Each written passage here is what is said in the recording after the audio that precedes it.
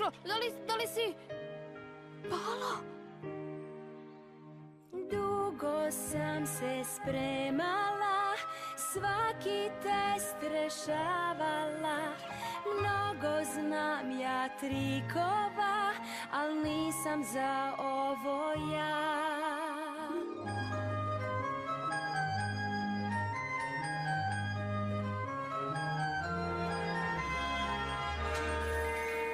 Levitacija baš laka je, imam peticu iz istorije. Kvadratni koren iz 546 je 23,36642891009. Upravo je!